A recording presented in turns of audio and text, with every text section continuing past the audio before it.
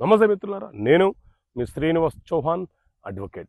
మిత్రులారా, మీరు ఎవరికైనా చెక్ ఇస్తున్నారా? ఆ చెక్కు దుర్వినియోగం కాకుండా చేసుకోవాలని జాగ్రత్త పడాలనుకుంటున్నారా? అయితే తస్మత్ జాగ్రత్త. ఈ అంశాలను ఖచ్చితంగా గుర్తుపెట్టుకోండి.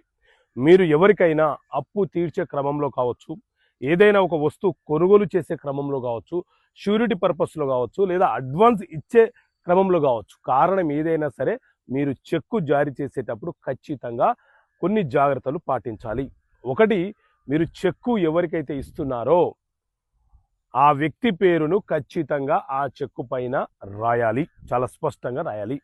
అదేవిధంగా ఏ రోజైతే అతను డబ్బు తీసుకోవాలనుకుంటున్నాడో, మీరు ఏ రోజైతే డబ్బును చెల్లించాలనుకుంటున్నారో ఆ డేట్ని చెక్కు మీద రాయాలి.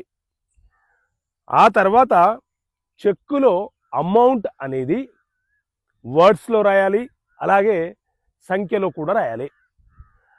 1,58,000 రూపాయలు మీరు చెల్లిస్తున్నారు చెక్కు ద్వారా అనుకోండి, 1,58,000 రూపీస్ ఓన్లీ అని రాయాలి.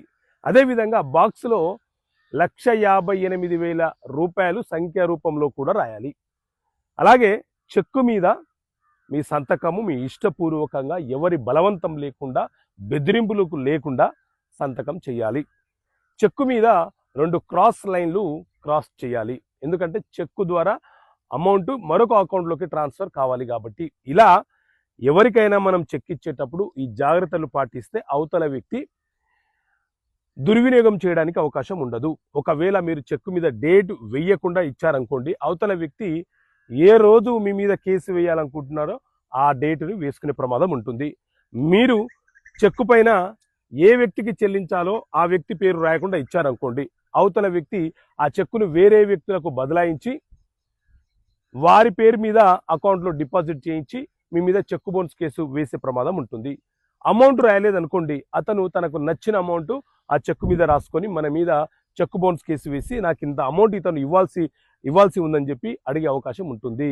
కాబట్టి చెక్కుని ఎవరికైనా ఇచ్చేటప్పుడు తస్మత్ జాగ్రత్త, కొన్ని జాగ్రత్తలు పాటించండి, లేకపోతే భవిష్యత్తులో మీకు సమస్యలు వచ్చే అవకాశం ఉంటుంది.